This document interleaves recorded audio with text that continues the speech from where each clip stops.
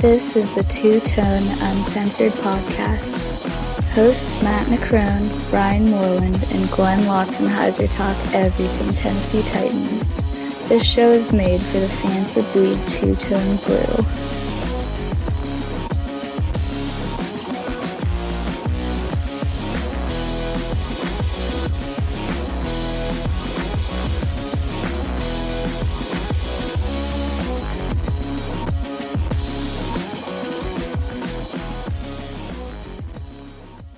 Hey, this is Kevin Dyson, former Tennessee Titan, and you're listening to Two-Tone Uncensored. Hello and welcome to Two-Tone Uncensored. I'm one of your hosts, Ryan Moreland. With me, as always, the only Clemson man that isn't playing for Houston, Matt McCrone. How you doing, Matt? I fucking hate Houston. Don't we all? Oh, man. And my other co-host on this show, the only Oklahoma alum that hasn't beaten a woman, Glenn Lotzenheiser. How you doing, Glenn? That's fucked up. You have no proof of that. How do you know what I've done? Huh? I like how Matt is not like, you can't say that all of them have done it. You just like, you can't prove that he hasn't. You don't know me. You don't know my life. Coming off the draft, full show here. We're going to talk about the draft, about UDFAs, and we got some news for you. And then the whole second half of the show, we're going to go into this Titans draft, break it down, give a grade for each player, and some guys that we could have picked besides that guy if we weren't big fans of the pick. We'll go through the whole thing. Very excited to do this. But let's jump right into the show and start off with the mailbag as we always do. First thing in the mailbag this week is from Sonny Ali. How do you feel about the rest of the teams in the AFC South's draft classes? I feel better than I do about you making that sentence. Jeez. I think everybody helped themselves in different ways. Obviously, Clemson South, the Texans. They've had some interesting developmental pieces there. We'll see what they can make of it. I don't think it helps them this year. Quarterback is going to be their problem. They're going to have to figure that out. I think Watson starts before the year is over, and Matt just has to deal with that fact. It's going to happen.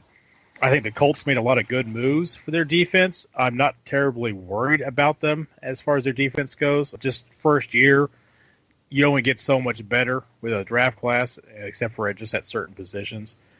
The Jaguars, if Fournette turns out to be the beast that everybody says he is, all of a sudden they could have a running game, and then that just changes the whole nature of that team.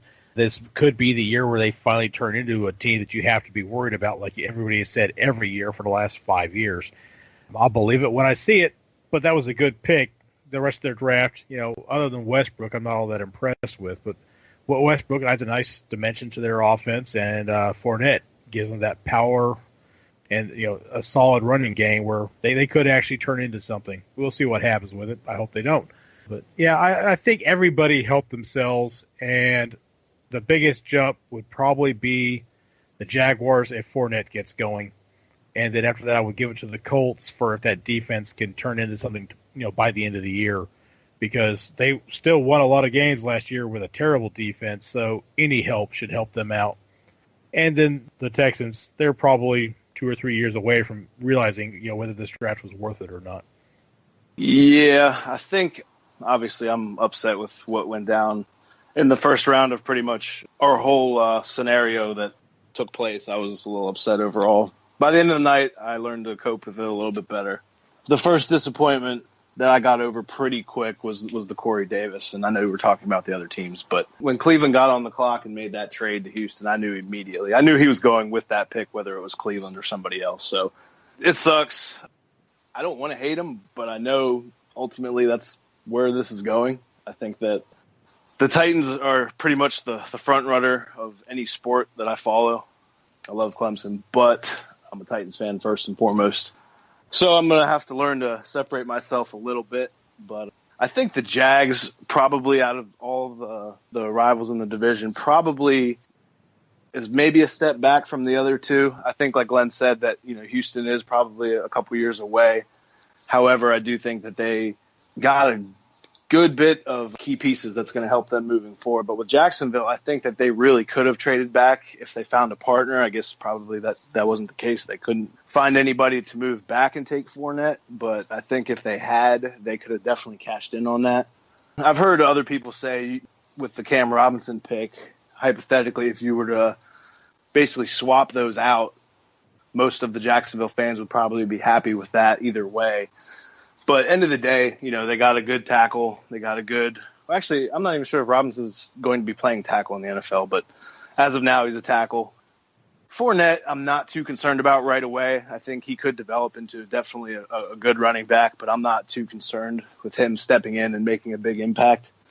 Indianapolis definitely probably took the division by storm just as far as now they have a GM that knows what he's doing. I think that their defense improved tremendously. It sucks for us only because, we've been basically riding the Ryan Grigson train for so long, and he had no idea what was going on. Now we got to deal with somebody that does. So, but anyway, yeah, so I think with the Colts, probably was the best team to walk away out of the three. But obviously I'm most upset about Houston, but that's all I got to say about that. I think the Jags had a solid draft. Really, like you guys said, they had in my opinion, really solid picks here. Getting Leonard Fournette early helps that whole offense. I think that getting D.D. Westbrook as late as they did, great value pickup where they were able to get him. He dropped a lot further than I think some people expected. So great value pick for them there. And I like the pick of Cam Robinson in the second round especially. A lot of value with that pick. Outside of those three picks, though, there's not much to like in my opinion. Smoot, I think, was a reach. Blair Brown, someone that I know personally, and I'm not very impressed with this talent. I think that he's going to be a guy that ends up being a special teamer. And Jalen Myrick, I did not like that one at all. I think that they hit a couple here and missed a couple, but they hit more on the top end of the draft and missed towards the back end of the draft. So that's obviously the way you'd want it to work out. If you have to miss a few, you'd rather have them at the back of the draft. And if Leonard Fournette shakes out the way he looks like he will, this draft is still going to be a win for them overall. Brown's going to come find you on campus and beat your ass now, right? He can if he wants to. Ryan's Houston, like, I don't mind suing you. Go ahead. Yeah. You're worth a couple million now. Go ahead and beat my ass. Houston, I thought, did a good job. I didn't like the first pick, trading up for Deshaun Watson. You need a quarterback, and I like Deshaun Watson. I just don't think that this draft really had anybody worth trading up for. So I wasn't big on that. But outside of that pick, I thought they had a really good draft, as much as I hate to say it. It's got an absolute steal in Zach Cunningham. That running back, Donta Foreman, I think I'm saying his name right. He's a monster. I mean, he was the best running back in college football last year. They really had some great picks outside of the first one. I thought that really helped their team. Davenport on 130, I think, is going to make an impact early on in his career. I thought that they did a good job, but the cream of the crop out of these three, in my opinion, is the Indianapolis Colts. I thought they picked very well. They got Malik Hooker and Quincy Wilson to help a secondary that hasn't been good in a long time. Terrell Basham is another guy that goes here at Ohio University where I'm at, and the kid is electrifying. He's probably the best player to come out of Ohio University in a very, very long time. Very talented football player. I think that he's an upgrade for a pass rusher. They got some guys. Later on, they got Anthony Walker, who I think has the ability to be a three-down player. And then Marlon Mack, the running back. He's kind of a home run hitter, kind of hit or miss, but it gives them someone finally behind Frank Gore that's a valuable option. As we all know, Frank Gore's 111, but you need to find someone that can come and replace him. I thought they did good. Getting Mack here is a guy that not only has the ability to possibly take over when Frank Gore hangs it up, but it gives you someone who is a lot different than Frank Gore, so something that defenses will have to prepare for is two different running backs, two different styles of running, which is always something. As dynamic as you can make your offense, the better it's going to be. So I think the Jags did solid, the Texans did good, and the Colts did pretty fantastic, which I hate to say because every year I hope all of these teams just pick nothing but kickers, but it sucks that Ryan Grigson's gone and we can't pick on how bad the Colts draft every year. because I think everybody in this division upgraded, and it's only going to make this division harder to get out of in the future. Even though our team is getting better, so are these three teams that we're going to have to play.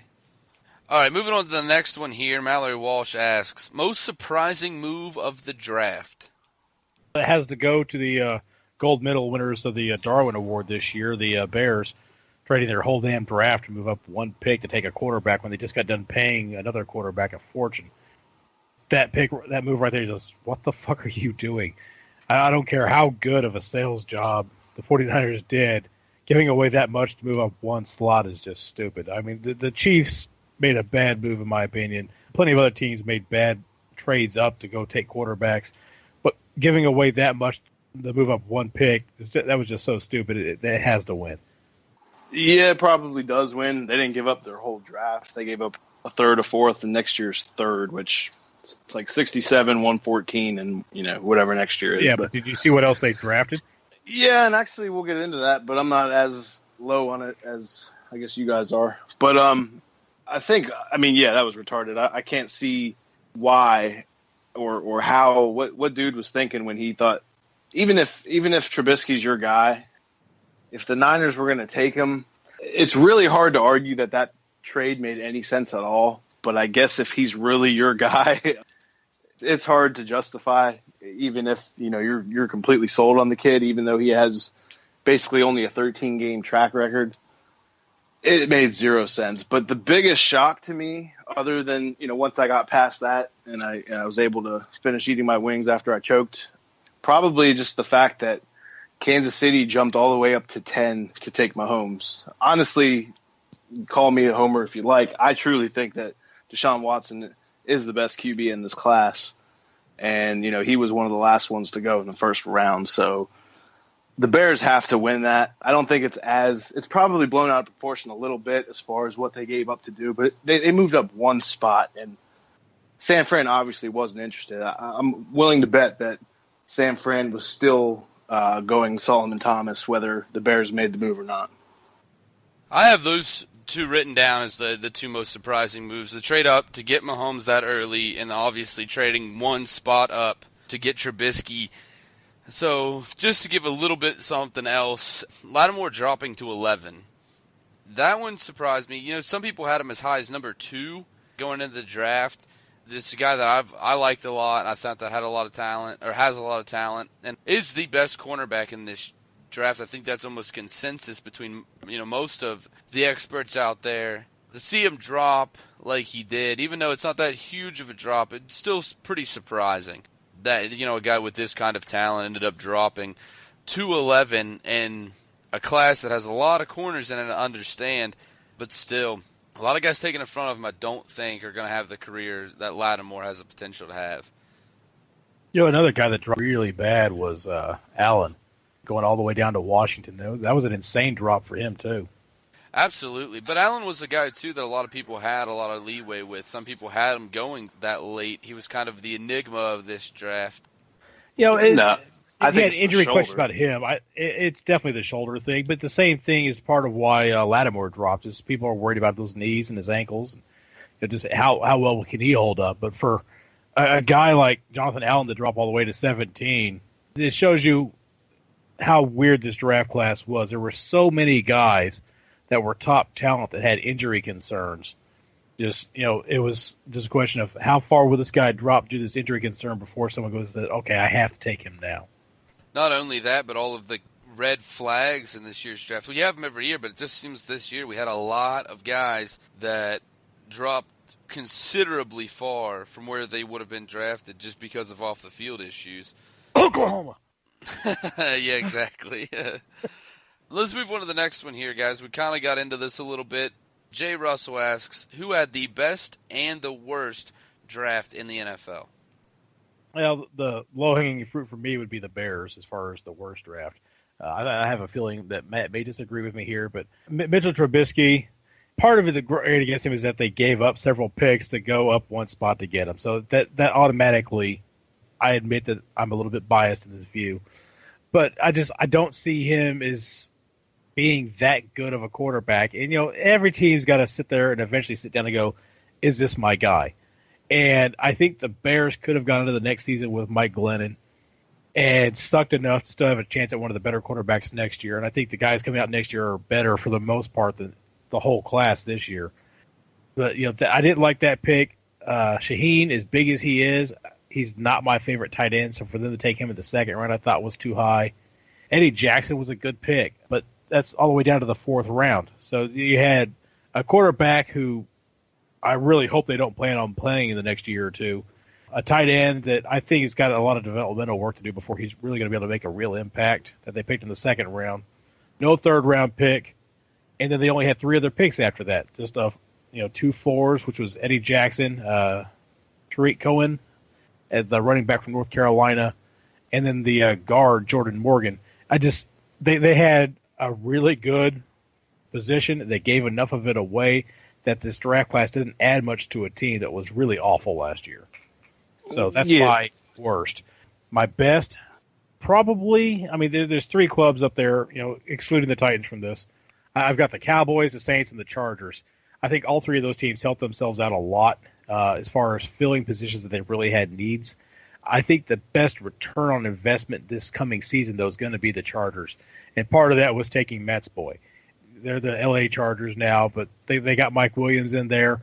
They got Phillip Rivers some help, and it's about damn time they did. They got him some offensive linemen. They got him, some wide receiver help.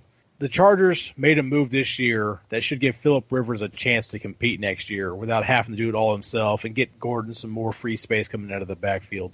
So I think that for what they got as far as immediate return, I think the Chargers had the best of my top group. But so many teams had good drafts because there was such a deep draft this year that you could almost pick any club and say they did really well for themselves. But I went with the Chargers. My only rebuttal with the whole Bears thing is that I would agree that they reached probably for every pick they took. So from that aspect, I agree with you.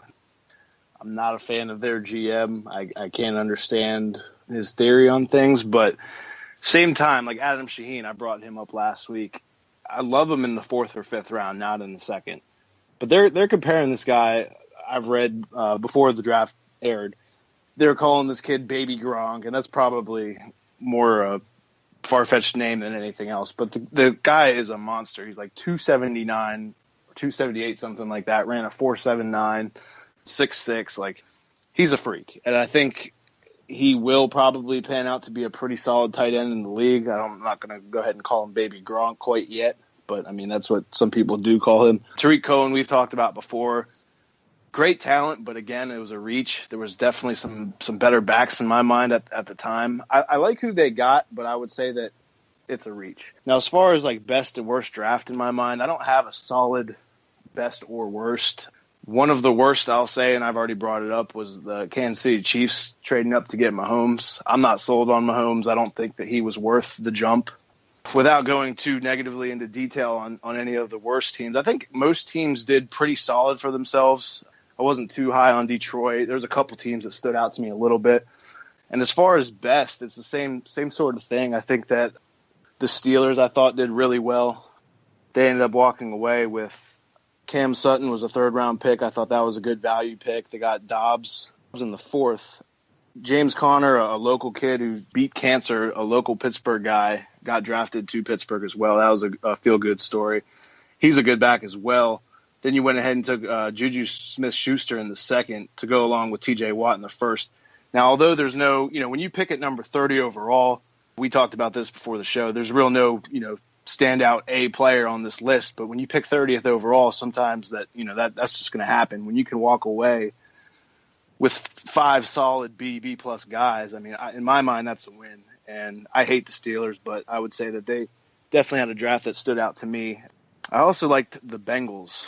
Between Pittsburgh and Cincinnati, I think that they probably, in my mind, had 2 of the best ones that stood out to me. Joe Mixon was obviously part of that. Like him or not, he's a good running back, and they took advantage of it. Ironically, they're the team that took the gamble on John Ross at number 9. We'll see how he does. But I think between getting Jordan Willis at linebacker, Carl Lawson, who's really probably a first-round talent, but I guess the injury scared teams away. It fell all the way to the 4th. That alone right there solid B+ overall. I'd give Cincinnati, and those are the main two that stood out to me. But I think everybody in the league, minus a couple teams, really did pretty well for themselves. I think a lot of people who are ripping the Bengals are doing it just based on the moral thing about drafting Joe Mixon. They're taking a chance on John Ross's injuries, but Joe Mixon, they're giving him D's and F's for drafting him. And, it's about the quality on the field. And as long as he stays eligible, they're going to get a great return for getting him in the second round. So people knocking them and, lowering their draft grade because they took a guy that this guy personally wouldn't have drafted for a personal reason, not a football reason. It's unfair to knock their draft grades because that's who the Bengals are. They take a lot of guys that are a little bit edgy, a little bit questionable. And they're not the only ones. The Patriots used to do that all the time. Would take guys and just put them in their system, tell them, hey, behave yourself. So it's not like the Bengals are the first or the only team to do this stuff. They get ripped a lot. I thought, like Matt said, I thought they had a really good draft class, too, for what they were doing and what they added to their weapons. Yeah, and also you got to add Cleveland to that list. I mean, how can you have a bad draft when you have that many picks? But they definitely cashed in as well, and they ended up getting that douchebag from Florida. They did cash in, but I honestly, with Cleveland, it's like I liked every other one of their picks. When you have that many picks, that's still a pretty damn good draft. But I liked every other one of their picks. And even the ones I don't like, they're still going to add something to that team because the team is so bad at all areas of the field that they can draft almost anybody, and it's going to be an upgrade. I had Cleveland rated pretty high, too. But the thing with Cleveland as well is, when we're up on the clock, there's a handful of positions that make sense for us to pick. You can pick in any position, and it makes sense for Cleveland. Even with that many picks, you can go anywhere, and it makes complete sense. You might disagree with the player, but you can't really make an argument against the pick because they need everything. But I agree with what Glenn said there, that it was every other pick I really liked for them. But for mine, I had the worst as the Chicago Bears as well. The trading up to get Trubisky, I didn't think was a good idea. They were obviously sold on that one quarterback, and who I don't think is the best quarterback in this draft class. I think that he's going to struggle in his transition to the NFL. But, we'll see. But I didn't think that was a good pick, especially trading up to do so. I thought Shaheen was a big reach for where he was, and I thought there was quite a few tight ends that were on the board that I thought would be a better pick there. Really, Eddie Jackson's the only pick that I like here. Even Tariq Cohen, he's a little guy. I didn't like that one very much at all. I think Eddie Jackson is the only pick of theirs that I actually like. The only one that's a good pick. And you can't have a good draft if your only good pick is the guy that you got in the fourth. It's not going to work out awesome for you. That's why I have them as the worst. For me, an easy pick for the worst draft this season. As for my best, there were definitely a couple teams that came to mind. But for me, it came down in the end to New Orleans. I thought they had a really good draft this year. They got Marshawn Lattimore at 11, which is a steal, even that early. Then I think they get the next pick, at 32nd, last pick of the first round of the draft. They get the best tackle in the draft in Ryan Ramczyk, in my opinion. They get a solid safety in Marcus Williams. They get, in the third round, they get Alvin Kamara, who I thought was going to be a second-round pick, solid running back. Do they really need him is the question here, because I like Kamara. I think he's a good back. I think he'll have a solid NFL career. But they also have Adrian Peterson there, Hightower's still there, and Mark Ingram's still there. And it really becomes a question of, do you need that? But still a good pick here, and he's a guy that has a lot less miles on it than everybody else in their running back core. Alex Anzalone, I don't even know how you say his name, but linebacker to Florida, kid's good. I got to watch a little bit of a tape this weekend. I have a good friend of mine that is a big-time Florida fan, and he sent me some of his tape, and I was really impressed by it.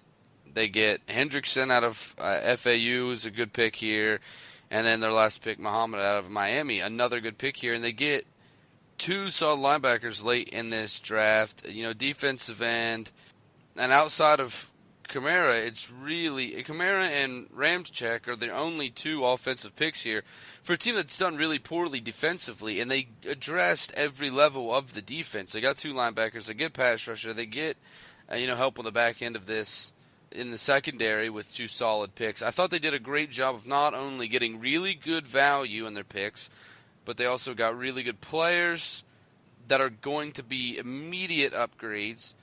I think immediate impact, I still think you can make the argument with this class over the Chargers just because this defense is going to look completely different after this draft. I think they addressed their biggest needs perfectly. They were able to do it with good value picks on good players. I thought it was a really stellar draft that the Saints had. But let's move on here to the last question in the mailbag this week. This one from Harrison Williams.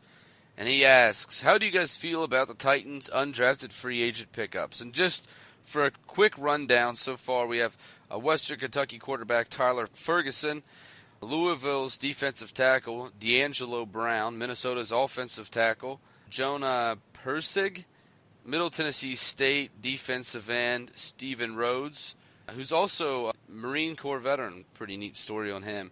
NC State wide receiver Braylon Cherry, Ball State wide receiver Kayvon Mabin, and Texas State offensive tackle Ryan Melton. So how did you guys feel about these guys that we're bringing in? Maybe one of those guys will make the draft class. Make the practice squad. Yeah, I don't know dick about any of these guys. I've heard D'Angelo Brown is supposed to be a standout guy, and I've also heard good things about Cherry as well. Other guys, I've never heard of them, haven't heard anything on them, even after they were selected by the Titans. So I have no input on any of these guys, but I've heard good things about Brown and Cherry. That's everything that I've heard and read is Brown and Cherry are the two to watch out for out of this class of UDFA pickups.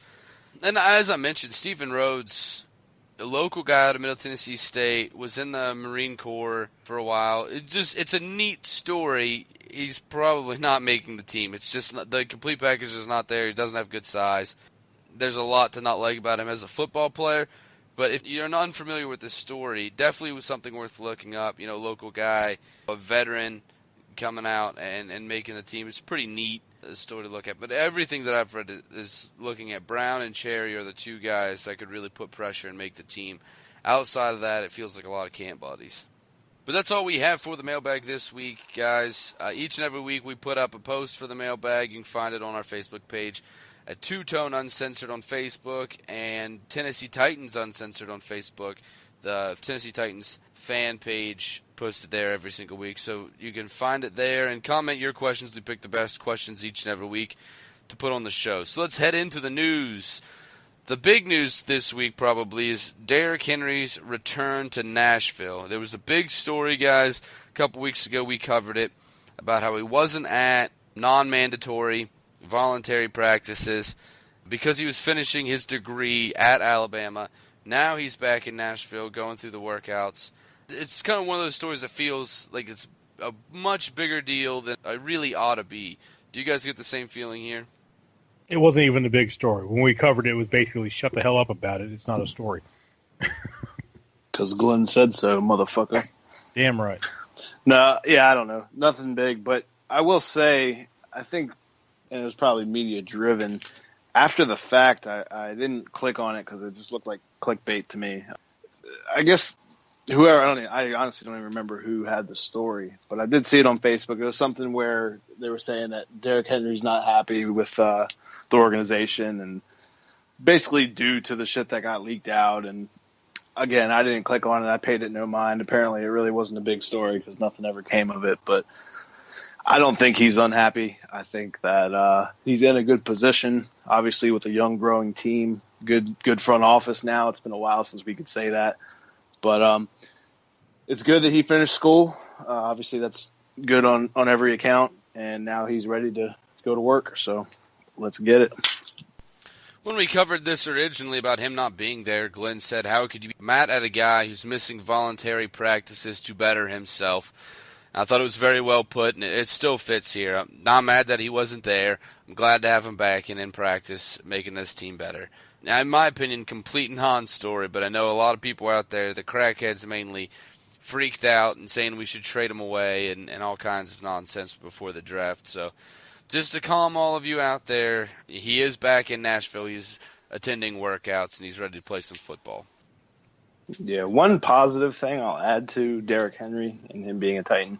I remember last year before the draft, before we selected him, obviously, I don't think anyone really thought we were going to do it, but it was always that possibility because we had all those second-round picks.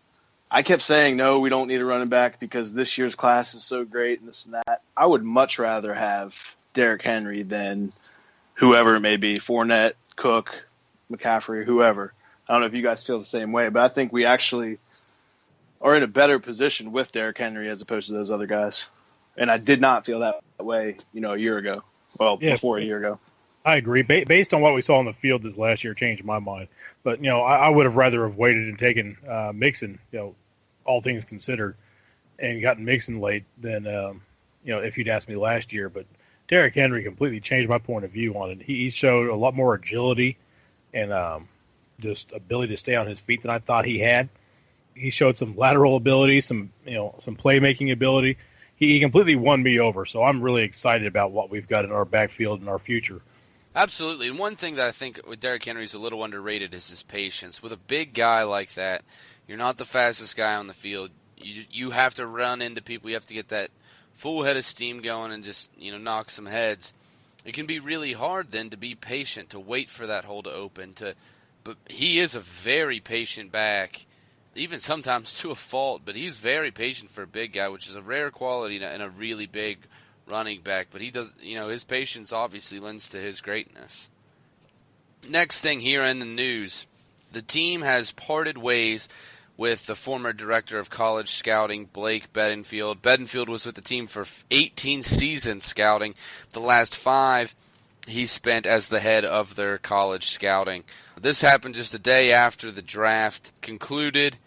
Definitely not the only team that we've seen a lot of shakeup in their scouting. Indianapolis and the Buffalo Bills also made similar moves in their scouting department. And it's not to say it has anything to do with the draft really either, is one thing I wanted to say before you guys talked on this. Is we expected changes when we got a new general manager. We didn't see that many in the first year.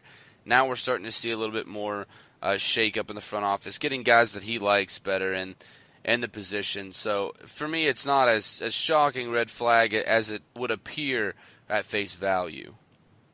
I actually expected this move last year because of the way that we had been running the drafts over the previous years and the quality of players that we're getting. And you saw it, this roster has been almost completely overturned in the last year and a half, really just the last year. We've changed out so many of those other drafted players. The whole, second round from the year before his draft class is gone. I thought they would have done it last year. I think maybe they were being a little bit more patient, giving him some time, seeing how he worked with what J-Rob was doing, because like Ryan said, we expected changes, and we didn't really see a lot of them. And I think part of it was just them being patient and seeing if he could work into what John Robinson wanted, if he could direct the group in a way that John Robinson felt was the most efficient and most effective. And obviously it wasn't. And this is the time and environment. There's Black Monday where as soon as the season's over, all the coaches get fired. Well, as soon as the draft is over, all the scouts and everybody else gets fired. We didn't do anything nearly as drastic as wipe out the entire scouting department like the Buffalo Bills did. But, you knew something was going to change eventually because John Robinson came up as a scout. He came up as a guy who knows how he wants things to run. And so if he didn't feel you could give him the best quality for what you're doing, then he was going to get rid of you. And I don't know what his plans are as far as replacing that guy or if he just does that job too. We'll see how all that works out. But I expected it to come just based on, Bedingfield has been with us for 18 years. He's the last guy holding over from the old Floyd Reese, Jeff Fisher days. You're not mourning his departure at this point because we've had a lot of really, really questionable drafts over the last decade and a half, 2 decades. So if he's a big part of that, and he's been working his way up. He hasn't been the director of college scouting that whole time. But if he's been working his way up through there, and he is part of that questionable draft strategy over and over again, then maybe it was time to move on from him. And, good luck to him, but I don't think anybody's really shocked by this. Yeah, change is good, especially when you got front office that's making good changes. I don't think we've seen anything that really has been negative. I know, obviously, one minor thing that's kind of in the back burner is we haven't seen the slightly altered jerseys, but I mean, that could maybe be the one thing that I don't like, depending on what they come up with. But everything else has been great. Glenn just said he's been with us for 18 years, and a lot of those years have been subpar or downright horrible. I know the last few years, take away last season, have been awful. We bottom of the barrel.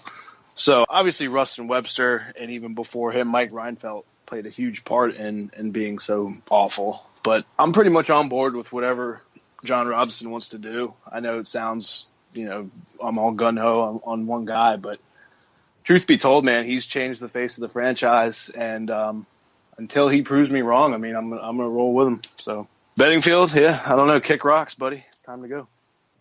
All I was going to say was basically the exact same thing that Matt said at the end. I trust J-Rob, to make this decision. J-Rob's not given me a reason so far to not trust him. He's done everything the opposite. He's definitely earned our trust. He's made some great moves, made this team a lot better. In the one season he took over, we went from being the bottom of the NFL to almost making it to the playoffs. I mean, that's a big jump to make in just 1 year's time. We have hope for the future. We should be even a better team next year, a better team the year following, and our Super Bowl window is going to be open pretty soon. And that's all because of J-Rob. So I trust the decision that he made. Bedingfield, obviously, like you guys said, came up through some really bad general managers and some really bad drafts and such. 18 years is a long time, so I definitely, salute to him for giving up nearly 2 decades of his life to our franchise.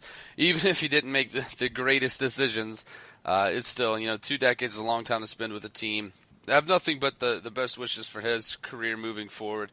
And I think it's just, sometimes you just got to clean house, get some new names in, get the guys that John Robinson wants in there, because obviously he knows how to make this team better, as he's shown already. Yeah, and you just kind of, let me open up an old wound real quick before we move on, but you kind of reminded with how we almost made playoffs. One thing we don't talk about, and this is maybe completely off base, but I want to talk about it because we haven't yet, seeing as how, we obviously folded horribly to Jacksonville. Do you guys remember, I can't remember who they played, but Cincinnati, if their kicker, who I believe was a former Texans kicker, I can't think of his name, anyway, he had a 40-yard field goal to make. If he hits it, then our game with Houston meant something, and he hooked it left, and I think it was a primetime game, actually, because I remember watching it at night, and because of that missed kick, our season was over before the final week of the season, which, even though it was Matt Castle going at Houston, how awesome would that have been just to have a dog in the fight? We basically could have, even though we completely folded to Jacksonville, had a legitimate shot to go into the playoffs and get our ass whooped by New England. I've had a lot of alcohol since then. I don't remember who they were playing. Yeah, well, I mean. Yeah, I remember the kick, watching it, and I forget what it was too now. I forget exactly how it was set up, but it was something like they shouldn't have gotten the chance for a kick. And something happened, and they got the opportunity, and I was just like, "Here it is now. Like we're going to get the opportunity still. We're going to be able to play for a playoff spot." And he shanked it, and it was just like, I remember being like mad about it at first. And I remember Glenn saying something like, "We didn't deserve to go. If we couldn't beat Jacksonville, we didn't deserve to go." And I was like, you know what? That's a good point. Yeah, that's fair to say about the team, and I wouldn't want to go in just to get obliterated if we didn't deserve to be there. So I want to go and we deserve to be there, and we're going to, make a run. So all being said, it doesn't really bother me that much that he misses that kick. But let's move on here. Last thing in the news, and this is coming from us to all the fans out there. It's a public service announcement to all the fans. Let's settle down with all the really shitty Titans tattoos. I feel like our news feeds have been bombarded with really crappy Titans tattoos as of late. And don't get me wrong, there's some great ones out there. I've seen some really great artwork, but a lot recently has been subpar, to put it a nice way. We don't really want to be known as the team that has shitty team tattoos. You get what you pay for, spend a little extra money, and get something permanent on your body that's going to look good. Yeah, I'm not. Yeah. Glenn's going to talk about Aaron Rodgers in a thong, so I'm just going to lay back and. I'm not. Seriously, people, it's your skin. You do what you want to do with it, but fuck, have some respect for yourself. That's a good way to put it. That's all we have for the first half of the show here, guys. As promised, we're going to come back with our complete draft breakdown. You guys will be able to see our opinions on how the Titans drafted in this draft. So we'll be right back after this quick commercial break. Time to pay the bills. some quick ads and we'll get right back to the show.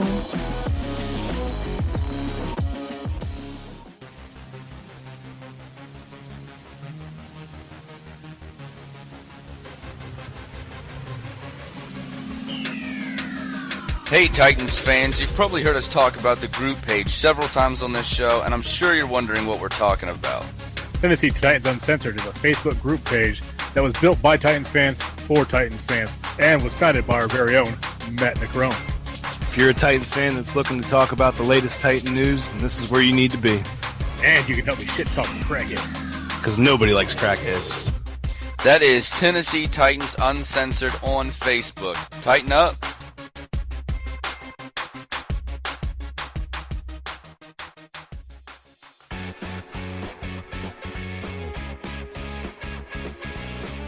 Hey guys, you've heard us talk about Hang 10 Apparel before on the show, and if you haven't checked them out, then you're truly missing out. Hang 10 is the one place to find unique Titans gear that you will not find anywhere else.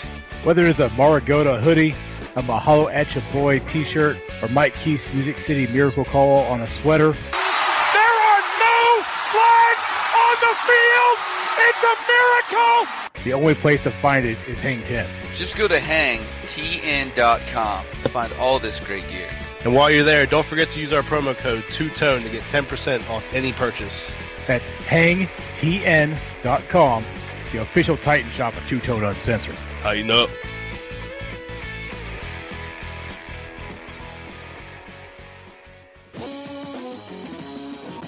You're listening to Two Tone Uncensored, brought to you by Podbean.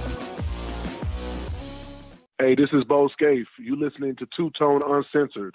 Tighten up. And welcome back from that commercial break. We bring you the second half of the show, and as promised, we are going to do a full breakdown of the Tennessee Titans draft class. Go through here all 9 picks that we had in the draft. We're going to tell you basically a little bit about the way we felt about these picks. A grade for each pick, and some guys that we thought would be better picks if we have guys there. Also, at the very end, we're going to do our biggest surprise and our overall draft grade. So let's jump right into it. First pick, 5th overall, Tennessee decides not to trade back, and instead they draft Corey Davis, wide receiver out of Western Michigan. Matt, how did you feel about this pick? Yeah, obviously I prefer that we would have traded back and got some draft currency along with it, preferably a second-round pick. But we couldn't find a partner, apparently, so with the number 5 pick, we decided to go Corey Davis.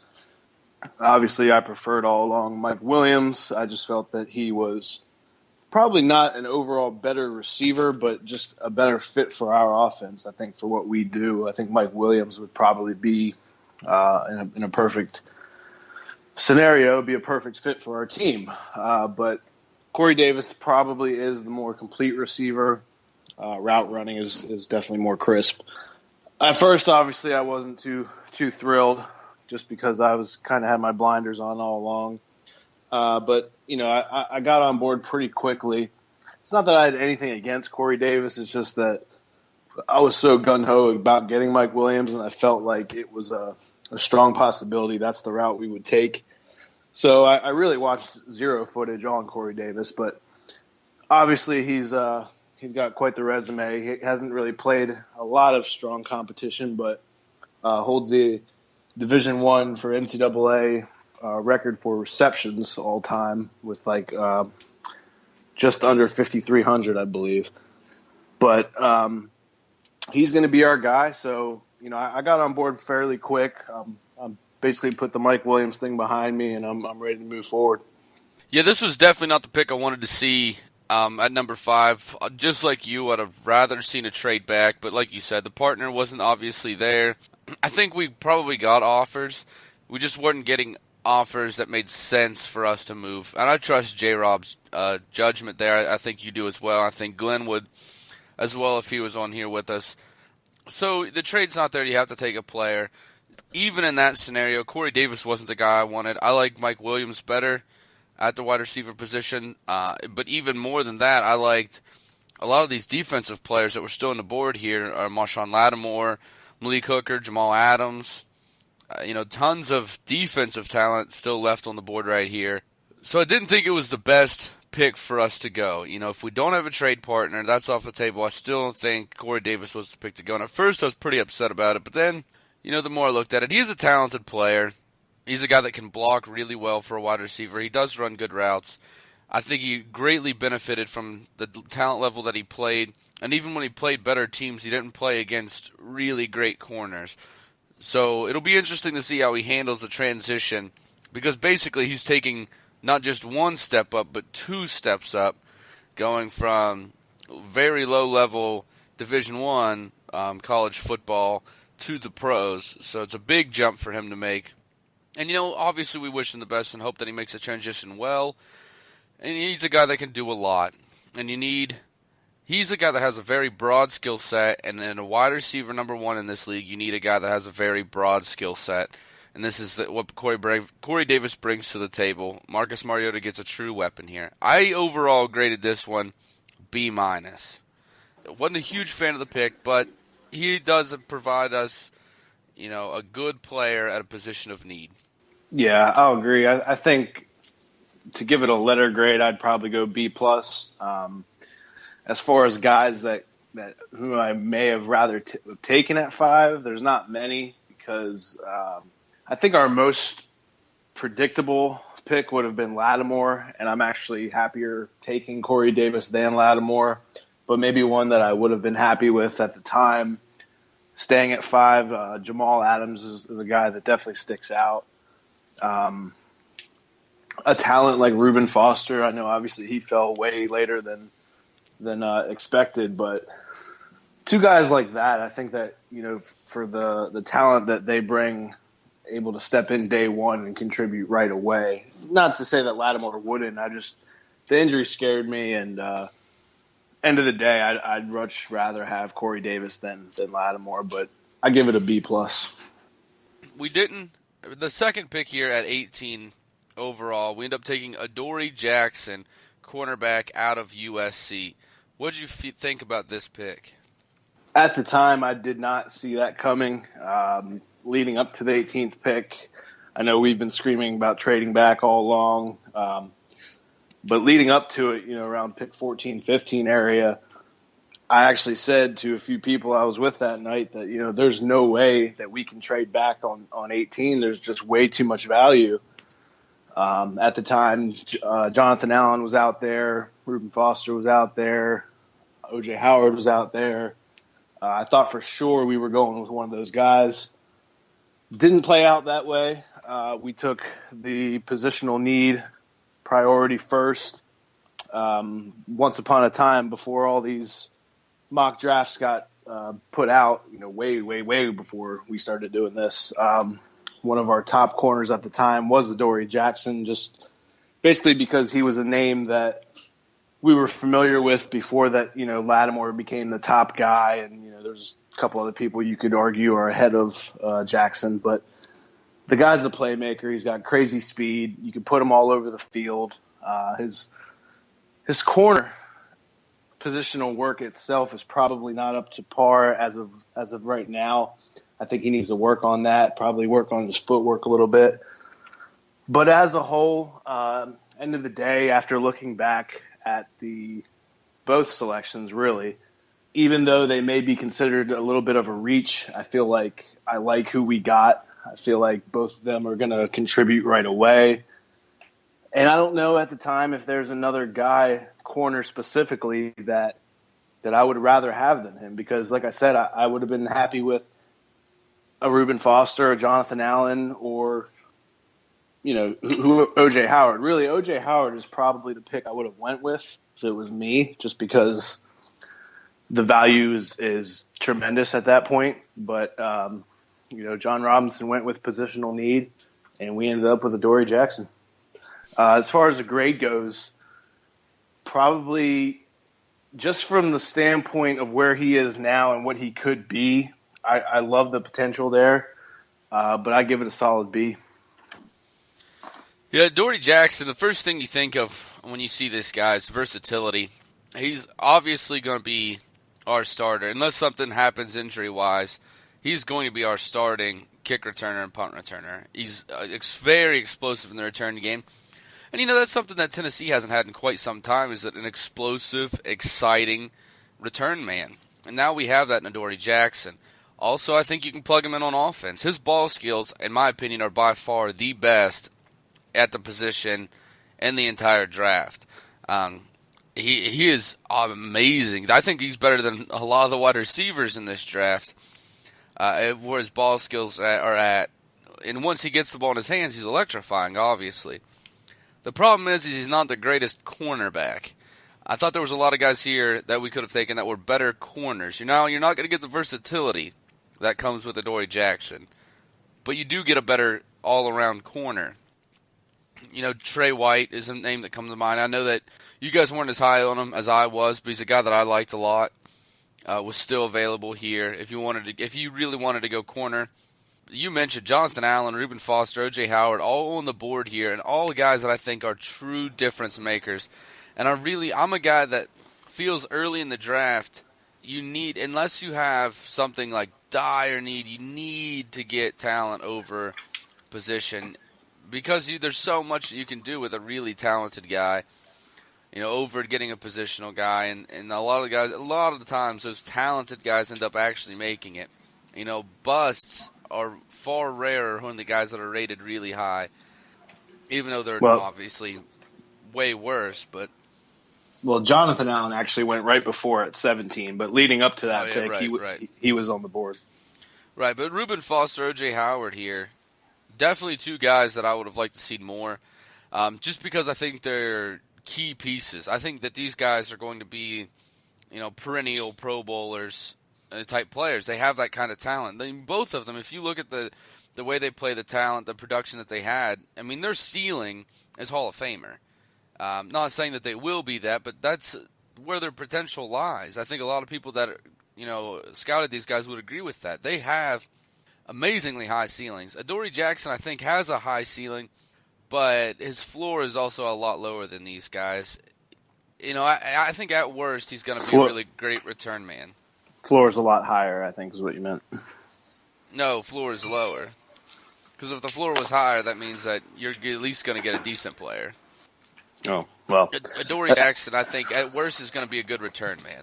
Because if he's a terrible corner, you're still getting a good return man out of it. That's the thing with Adoree Jackson, is you know what you're getting out of a return man. The thing with this is he's great ball skills. He gets burnt sometimes in man-to-man coverage. He doesn't stick to players. He uses his speed to come back into plays a lot. That doesn't work in the NFL when these quarterbacks, throw perfectly timed balls to wide receivers who run perfect routes. You have to be able to stick with a guy. That getting to the ball afterwards isn't going to help out a lot. There are plays, obviously, when quarterbacks throw late or, really deep passes. But a lot of the passes you're going to face, you can't use your speed to come back at the end of a play if you get burned on the top half of it. It's just not going to happen. Nobody's that fast. If they can groom him, and this is a big if, but if they can groom him, improve that footwork, get him to stick in man coverage, Adoree Jackson would turn out to be an absolute steal. Probably one of the steals of the draft, because then you have a guy that can stick with a guy and amazing ball skills. That's just an interception machine waiting to happen. That's a guy you put out on an island, and people just quit throwing the ball his way, almost Darrelle Revis-like, because you can't risk it. It's a turnover waiting to happen. But there's a lot that has to happen with Adoree Jackson's game before he gets to that point. He needs to be cleaner in man coverage. He needs to be cleaner in his footwork. He needs to be able to stick to a guy in man coverage in order for him to develop into that style of player. But in my eyes, it's a safe pick because of his versatility. I think this guy could play all three sides of the ball. I think you're going to see him get worked into the offense every now and again because of his ability to catch the ball and his open field elusiveness and speed. If you get him in the open field and any play, it could be 6 points from any spot on the field. That's the kind of talent that he brings. Then, obviously, as a return man, obviously, as a cornerback, I think he can play all three sides of the ball. So I think it's a safe pick because he's gonna work somewhere. not in love with the pick. I don't think it's a bad pick. I gave it a little bit lower grade than you. I said a C+, just because I think we missed on some guys that are really, really talented football players. But we went the pick of need here. And the thing is, too, is if we don't get Adoree Jackson here and we draft the same way, then we get no cornerbacks in this draft. Because we don't draft a cornerback after Adoree Jackson the entire draft. That would be a huge problem. That would be a lot worse. Obviously, I think if we pass on Adoree Jackson, we get a cornerback later. But, that we don't have a pick until the third round because we couldn't work out a trade earlier in the draft. So, it definitely leaves some questions. I think this is a C+ right now with the ability to go to an A+. I think that if Adoree Jackson comes out, he plays good at corner, and his return game is as good as it's been promised, we can work him in on the offense. I mean, you're talking about a Sanders type of player. That's what we're looking at. But I like the pick overall. Next pick here, third pick in the draft, 72nd overall in the third round. We get Taywan Taylor, wide receiver, out of Western Kentucky. And Matt, this is where it really starts. I mean, it did with Corey Davis, but really starts with small school guys. Getting a lot of small school guys here. And Taylor getting another wide receiver. How'd you feel about this pick? Much like most of this draft, if not all of it, another one I was not expecting. We actually traded up with New England, gave up a third and a fourth to move up to their third, and a sixth also we got in return. So I thought this was another corner going. I believe guys like Tankersley were still on the board. I can't remember all who else. I mean, there was definitely some guys that dropped. But we went with Taywan Taylor. I like him a lot. I know. Let me first just say the reason Glenn's not on here, we actually did this previously, and we had some technical issues, and he's unavailable at the moment. So Glenn, not to be a downer on Taylor, he was a little more pessimistic about him than I am. I actually like him a lot. Glenn had issues with his ability to catch the ball with his hands. He's a body catcher, which you could argue that's fine, but he sees him as a kind of like a slightly better Kendall Wright, when I've seen people compare him to more of like a Derek Mason type receiver. I think he's got great elusiveness. Ball carrier vision is definitely up there for him. I think he is obviously going to be a slot receiver for us. I think he's going to put Tajay Sharp pretty much in a huge competition come camp time. And I think that's going to bring the best out of both of them. He's not exactly a fast receiver, but he is very quick and definitely shifty. Runs great routes. I'm real excited to see what he can do for us. Overall, to trade up and get him there, I did see him as basically like a mid-second rounder before this draft took place. So to get him in the third is great value. I don't know that I would have made that move to go up and get him there, but the fact that he lasted that long and we had a trade up with New England, I'm not mad about it. Most of these other picks, I give it a B. Yeah, I like this pick. He's a slot receiver. He's stronger than he looks. He's a better blocker than his size would lead on. He's got a lot of skills. The one big negative is he is definitely a body catcher, but he has huge hands for his size. The guy wears a double XL glove. Huge hands for how small of a guy he is. So I think the transition to catching the ball, only with his hands would not be a difficult transition to make, or a less difficult transition than most receivers. Because of his hand size. I mean, that plays a huge part. I know everybody thinks it's an overrated thing. With receivers and cornerbacks, that are ball skills kind of guys, interception kind of guys, it's not. The bigger your hand, the easier it is to bring in. It's always going to be 100% true. Taywan Taylor has some huge mitts, so that I think can be easy to bring him out of, to make him into more of a more natural pass catcher. So that's why I like this pick a lot. Ultra productive. His final year with Western Michigan, he had a great season. Western Kentucky. No, sorry, my bad. Western Kentucky. I had Corey Davis on the mind there. Western Kentucky, very talented football player, ultra productive in that last year. And he started 7 games the 2 years before that, in each season, 7 games. So he's got to have some... he's not just a one-hit wonder, even though he had one great year and 2 okay years, or 2 good years. I like this pick. I do think there were some guys I'd rather have, though. D.D. Westbrook, Chris Wormley, the lineman, our defensive lineman, Tim Williams out of Alabama. I know he comes with a little bit of baggage, but he's an outstanding pass rusher. Some guys I'd like to have better.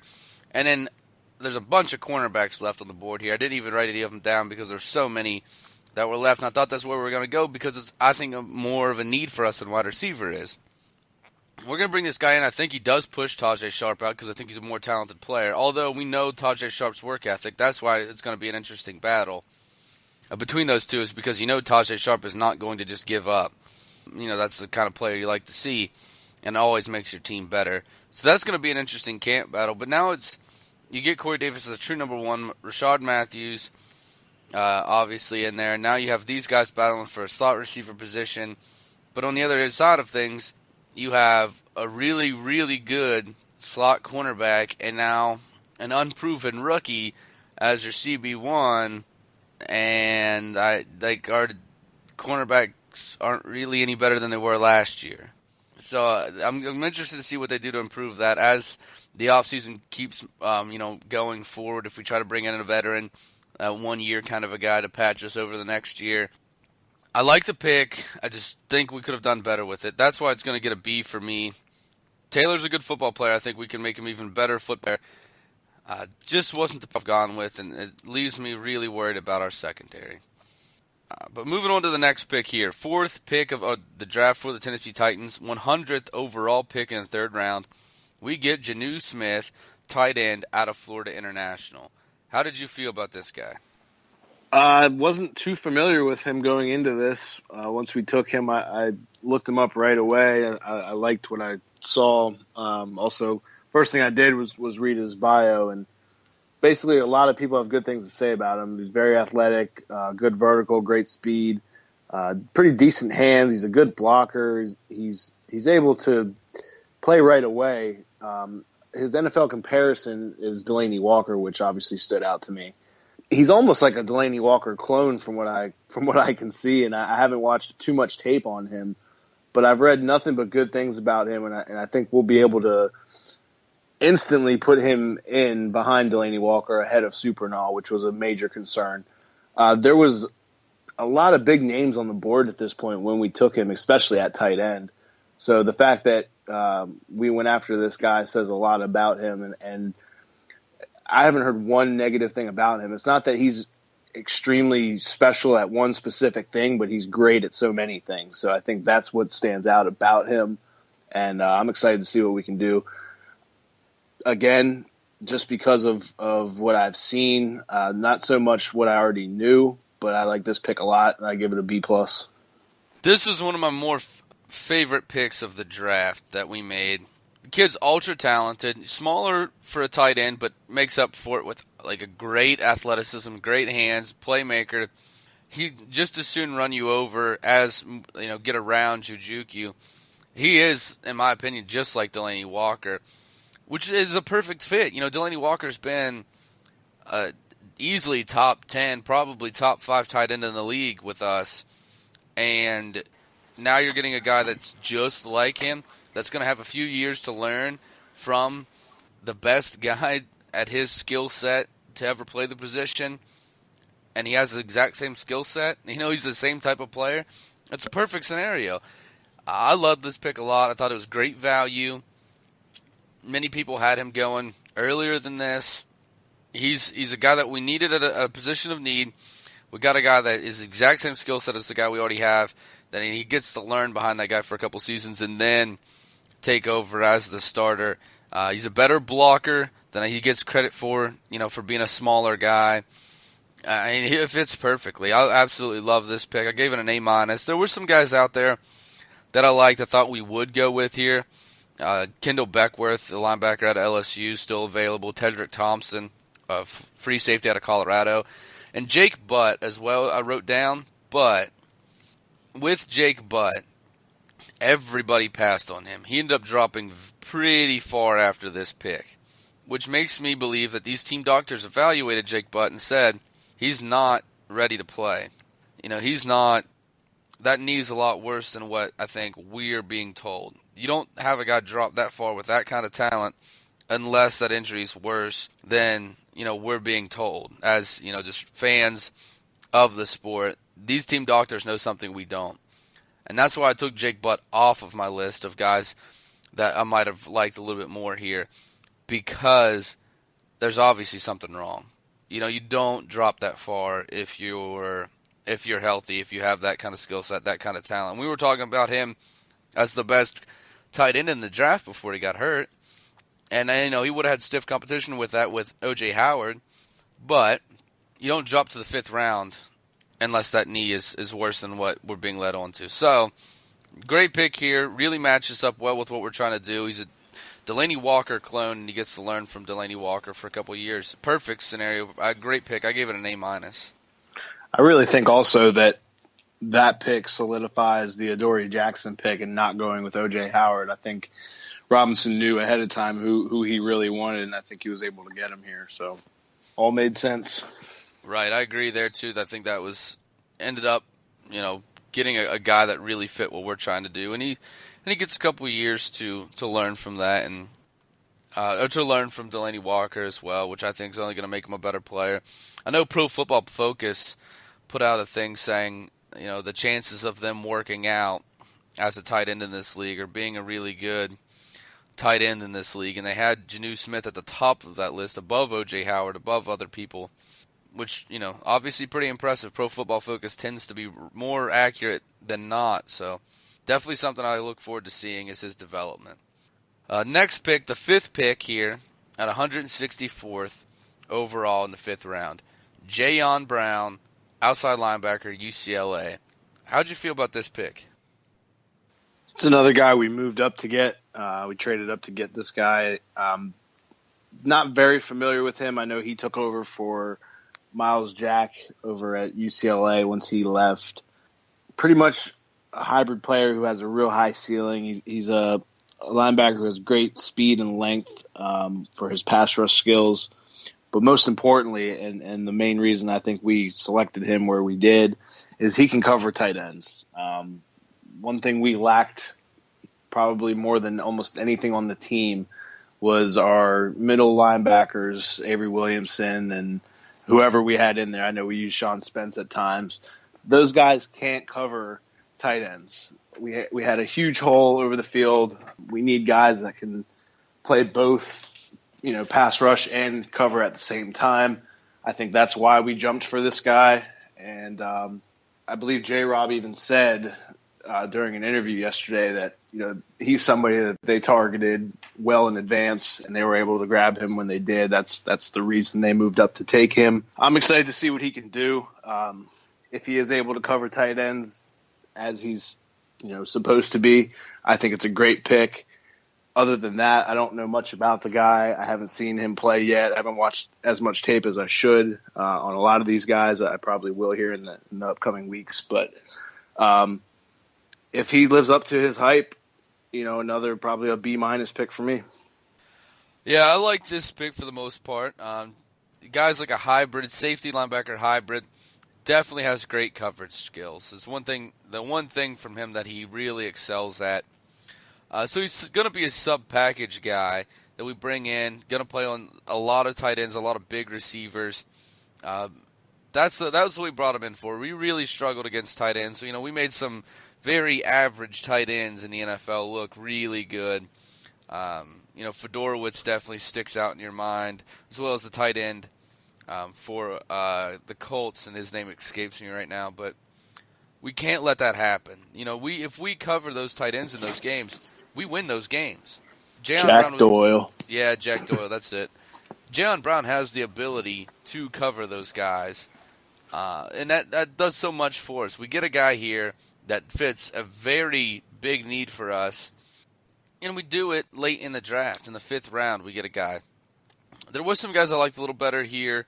Nate Harrison, cornerback at a Temple, as well as the few cornerbacks here, but he was the one that stuck out to me the most. Anthony Walker Jr., linebacker from Northwestern, and Matt Milano, linebacker from Boston College. But we're getting Jayon Brown in the 5th round as a guy that's going to come in sub packages and guard tight ends. That's exactly what he's going to do. This guy's never going to be a starter on this team, but he covers a need for us. He's going to see a lot of time, especially when we play, quarterbacks that love to get the ball to the tight end, or when we play good tight ends.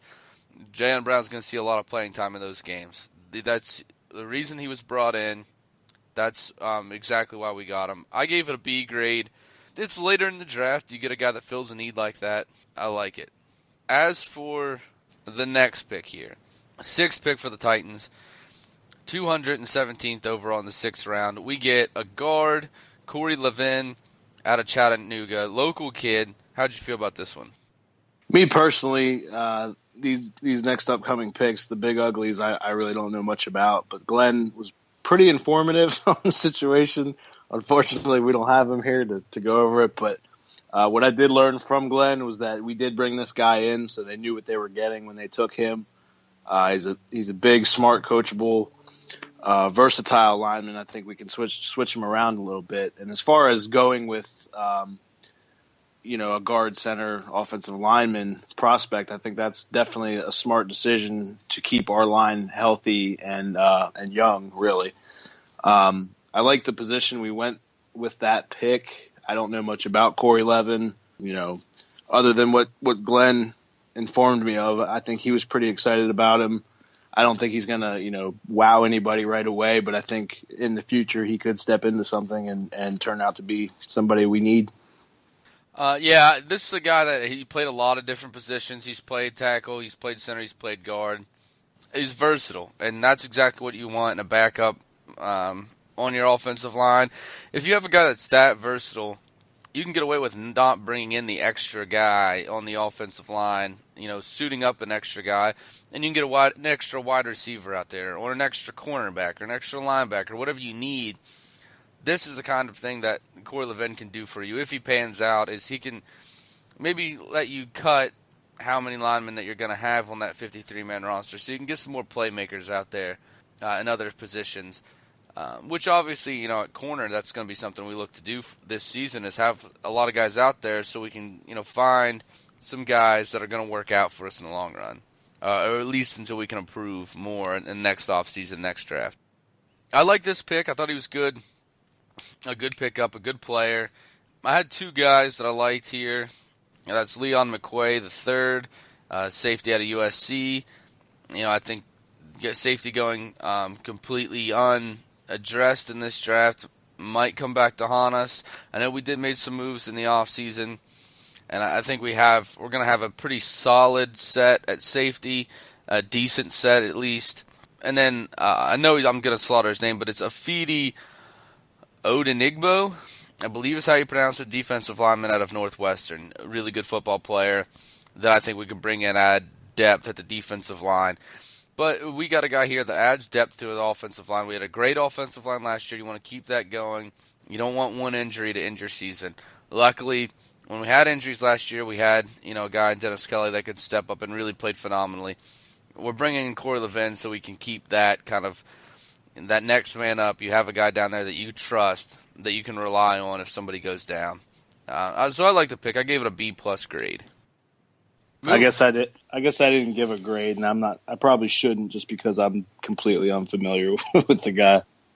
All right, here. Moving on, we had 3 7th-round picks. Moving on to the first of the 3, 227th overall, Josh Caraway, linebacker out of TCU. What are your thoughts on Caraway? This is a guy I was familiar with before the draft. Great value for where we got him. Over the last 2 years, he's had 32 plays behind the line of scrimmage, so a very disruptive player. He's an outside linebacker and a great edge rusher. I think that his tackling skills and his size and speed are going to make him pretty much step into special teams role right away. I think that we got a great value, like I said earlier, but he's been known before this draft. When you can get a guy that has a name like Caraway has, or a reputation rather, like he has, that late in the draft, great pick. I like it a lot. I'm going to give him a B+. I like this pick a lot, especially where we're getting him. A lot of people had this guy as early as 5th round. Definitely a lot of 6th rounds is where he's projected. We got him in the 7th. This is a great pickup for us. I think Caraway's a guy that's going to add depth. I think he can do a lot in special teams to earn his role, earn his spot on the team. I think that this is one of those 7th-round picks that is going to stick around. This is not going to be a camp body kind of guy. Me and Glenn are both fans of teams in the Big 12, so we're familiar with Josh Caraway. He is disruptive. If you're going to pick one word to describe him, that's the word you pick, disruptive. And we know John Robinson wants guys that are disruptive on defense, and that's what you're getting with Josh Caraway. I think he was way overlooked to drop this late. I think it's a great pickup. There were some other guys out there that I think you might have gone for, maybe a cornerback, or maybe, Keon Adams is a name I've saw a lot, but I like Josh Caraway better. I think he's a better football player. It adds a great depth pick here, a disruptive player that hopefully it doesn't happen, but if one of our 2 outside linebackers go down and, Kevin Dodd's not playing the way that we want him to play, this gives you another option. Your season's not over. You don't have to worry. Josh Caraway could step in. I think this is a great pickup. I gave it an A-. Moving on to the next one here, the 8th pick of the draft. At 236th overall, we drafted Brad Seaton, offensive tackle out of Villanova. What are your thoughts on this pick? Again, not even going to lie. Didn't know much about this guy, but from what I gathered from Glenn, this guy's huge. He's 6'8". Don't have his weight in front of me.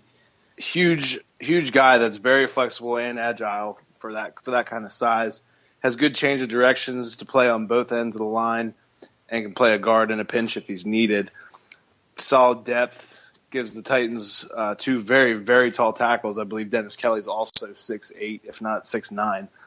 But again, this late in the draft, when you can get somebody with that kind of size and agility, I think that's a great pick. We definitely need the O-line depth to stay fresh in rotation. So as far as any kind of game tape, I've never seen him play at Villanova. I've never watched a Villanova football game. But obviously, John Robinson sticking with the small school trend, I think we possibly got a good value here. So grading it's probably not even worth it, but I'll go ahead and keep the trend going with a B-. Yeah, this was the one pick I was not a big fan of at all. And the reason being is there was better tackles there. Avante Collins out of TCU, Avery, and I know I'll probably say this wrong too, but Avery Genesi out of Texas A&M. I thought both of those guys were better football players, better tackles than Seaton. I don't have a lot of trust in Seaton. He does bend well. He doesn't get too high, but he's clunky. He's 6'8" and doesn't use that size well. At times, he's definitely gets beat with edge rushers. And he hasn't playing at Villanova. He hasn't really played against anybody impressive, in the pass rush. You're looking at a guy at TCU and a guy at Texas A&M, obviously have seen some very good pass rushers. Guys that I think are better football players, better complete packages. So I wasn't big on this pick because I thought there was 2 tackles that were clearly better than Seaton left on the board. Now, with that being said, obviously I trust in J-Rob, and I'm not worried about this pick. He's going to be a depth guy. We'll see if he makes the roster or not. Overall grade, I gave a C on this one. Let's move on to the last pick here, Matt. 9th pick and final one for the Titans of the draft. At 241 overall, we took, and I know I'll say this wrong, but Khalfani Muhammad, running back out of Cal. What do you think about this guy? I think you said that right, Khalfani Muhammad. I did not know anything about him. I watched tape as soon as we took him. I was extremely excited. One thing that scares me a little bit is his size. He's only 5'7". This kid's got crazy speed. He runs a 4.34, I believe, somewhere in that range. He will push the pile when necessary. This kid will definitely. He's not scared of contact whatsoever. He can move guys a lot bigger than he is. Definitely not. He is a late 7th round pick, so take that for what it's worth. But I'm extremely excited to bring him on just because of the change of pace that he'll bring to Derrick Henry and DeMarco Murray. So I love what I saw He's going to help out immediately on returns, even though he probably won't be the guy. We have Adoree Jackson for that now. But I believe this pushes Eric Weems out the door, which I'm perfectly okay with. I definitely want to see, the ball gets spread around as much as possible. And I think that if we use him in certain packages, we could definitely use him basically in a role where I think the Dexter McCluster never panned out. I think we could put him in that type of role. He may not have the pass catching ability that McCluster had, but all these guys are young, and I think they can adapt to what we need them to do. But his film at Cal was exciting to watch. I'm real excited to bring him in. As far as the grade goes, B+, because his tape just excited me. If you haven't watched this kid on tape, go do it. YouTube. He is absolutely exciting in his tape. I won't disagree there, but at 5'8", 175 pounds, I think durability is going to be a big issue with this kid. He is a guy that could be an explosive returner when you see that kind of speed on anybody, but I don't think he's as good as Adoree Jackson, so I don't think we're going to use him that much unless you see Jackson go down or we need to start giving him breaks as the season wears on. If he's going to be our CB1, you want another guy if the season wear and tear is starting to get to a guy to take that one, spot away. He can return kicks, obviously.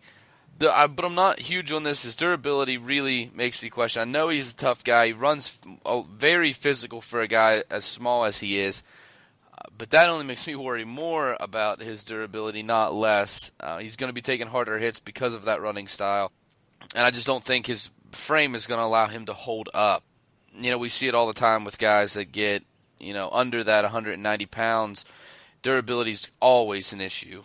Like 100% of the time is an issue. I don't think Muhammad's going to be the one guy that it's not going to be an issue for. With that being said, I do think it's a 7th round. It's not that bad of a pick. He's a guy that is going to come in and be electrifying. You can put him on punt and kick returns. You can put him as a third down back, even though I don't think we'll ever see him get touches at all. I don't think there's any touches to give out on this team anymore with the guys that we have. But I also think that there was a guy on the board that was better, and that's Matt Days, running back out of NC State. Matt Days is 203 pounds, so still pretty small for a running back. He's also a much better pass catcher than Muhammad is. He's a natural pass catcher. So if you're looking for a third down back, Days is much better.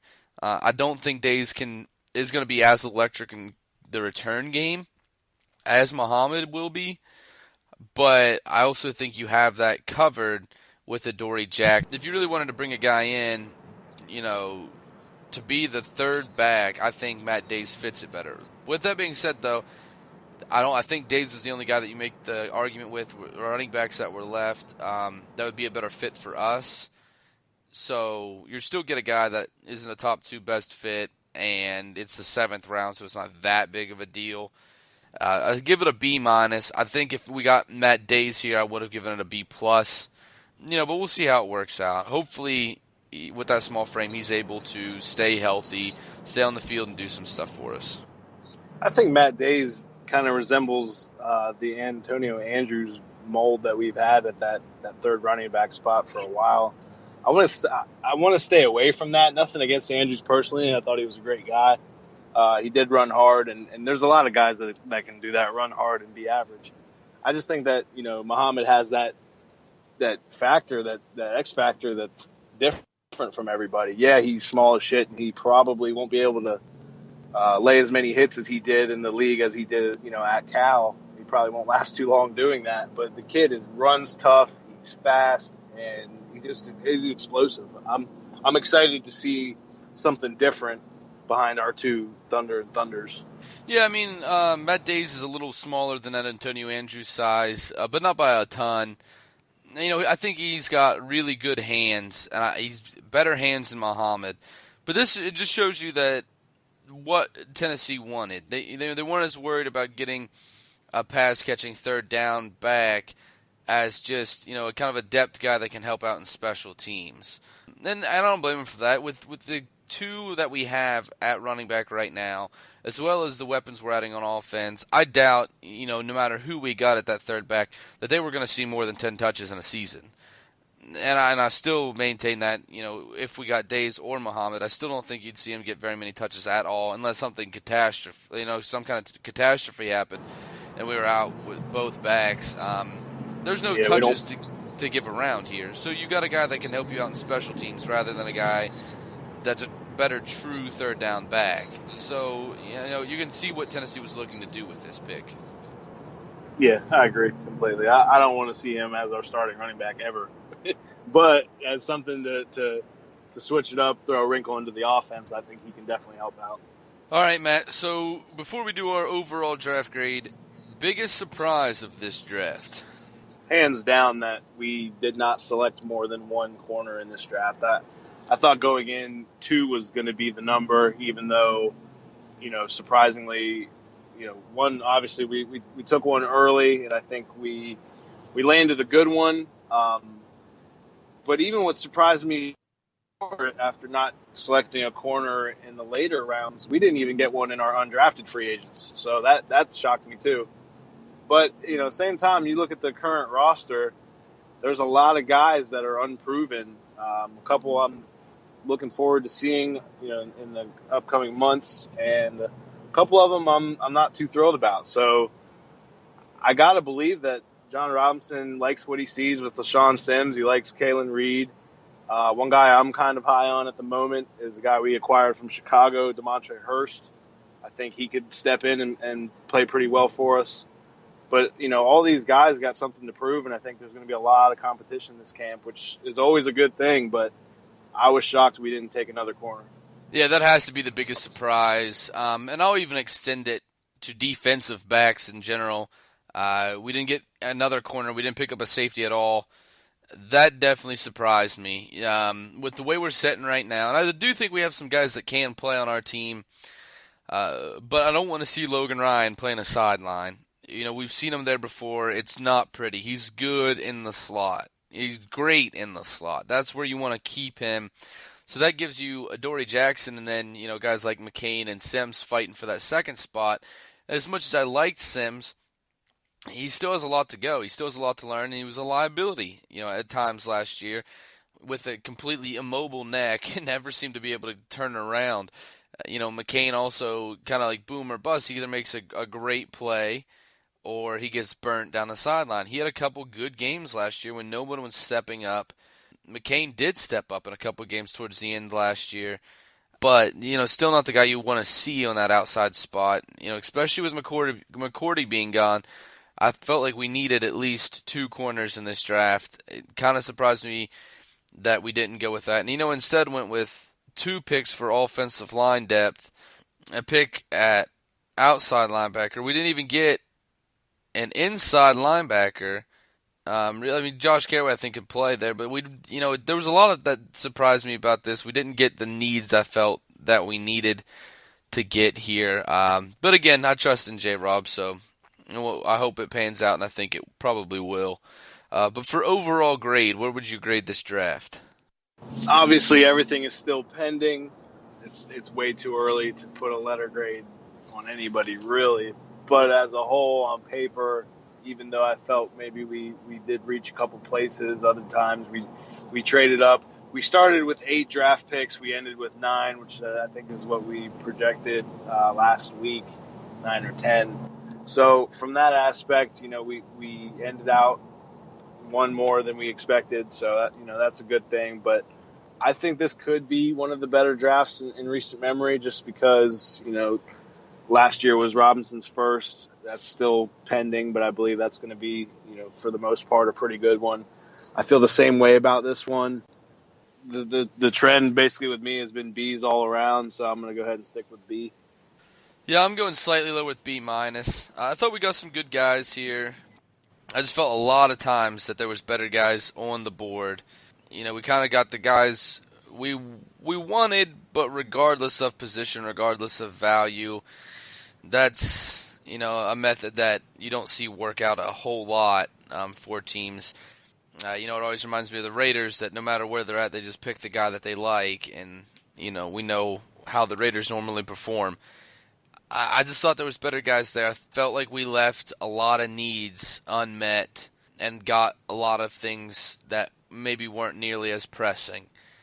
That's why it's going to be a B-. I felt like overall it's still a solid draft. We got some good players that are going to make differences for us. We get a guy that can cover tight end, something we desperately need. We get on the top of the draft, a big target for Marcus to work with, down the future or through the future. Marcus is still very young, obviously a rookie coming in. Corey Davis, very young. So a long future there. Tyrod Taylor, another guy at wide receiver. But I just felt like we didn't need to get 2 wide receivers in this draft. We definitely need to get 2 corners in this draft. I felt like we'd address inside linebacker more than we did. I felt, a lot of the big needs I had going into this draft were really unmet. And that's why I dropped the grade down a little bit. But overall, I still felt we got a lot of guys that are going to be able to make plays for our football team. Yeah, there's going to be no excuse on offense moving forward. We have the pieces in place. I think most fans pretty much depended on us going heavy defense when really we went the other way. I mean, you look at it, our top 5 picks with Davis, Jackson, Tyrod Taylor, Smith, those 4 guys all are going to be instant playmakers. We might have been top heavy, but if you get 4 quality starters out of your first 4 picks, I mean, yes, you had 9 picks to play with, but if you hit on 4 of them and those 4 are basically the building foundation for your future, I take that as a solid win. Yeah, I expected us to go defense heavy in this draft. We had 9 picks, 6 on offense, 3 on defense. So definitely favoring the offense. Definitely surprising, but you're right. Our offense has no excuses. We should be winning games in spite of the flaws we have on defense at this point. Hopefully Dick LeBeau can, polish this turd, so to say, and make it into something just good enough to let our offense win games. But I would have liked to see us, make our defense a little bit better going, into the mini camps and stuff. And, there's still moves to be made. Veterans are going to be cut. There's going to be chances for us to get some corners, some safeties, some inside linebackers, whatever we need later on down the stretch. So that's something, obviously, that we'll be keeping an eye out for. Definitely. We're not done yet. I guarantee that. Agreed. But that's all we have for the show. Thanks, everybody, for tuning in. Thanks to my co-hosts. We'll be back next week, as always, on Wednesday. And as always, tighten up. Make sure you tighten up.